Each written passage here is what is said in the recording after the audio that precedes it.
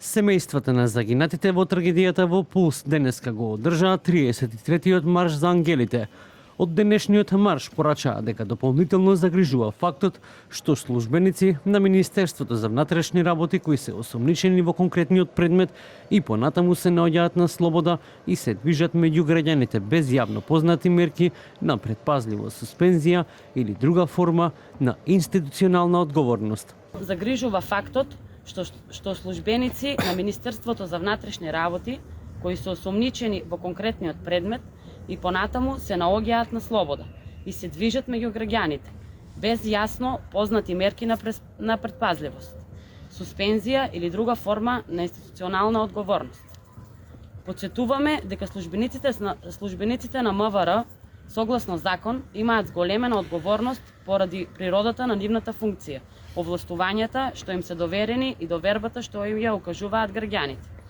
Непостапувањето или одоговлекувањето во вакви случаи, каде осумничени се токму лица задолжени за спроведување на законот, создава основен сомнеж за селективност, што е спротивно на основните принципи на правната држава. Родителите на денешниот марш посочија дека не бараат ништо повеќе од она што го гарантира законот, навремена законска и непристрасна постапка како јасен одговор.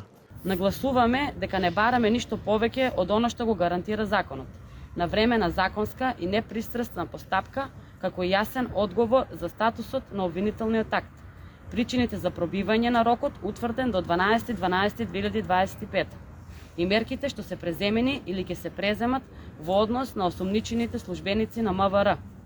Нашето требение не е неограничено.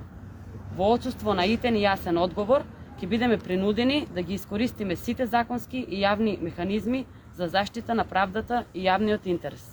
Молкот и одоговлекувањето повеќе не се прифатливи. Бараме одговор. Додека родителите бараат правда, судскиот процес е во тек каде што се обвинети вкупно 38 лица меѓу кои и правни лица. Во досегашните рочишта, обвинетите се изјаснија како невинни за тоа што им се става на товар.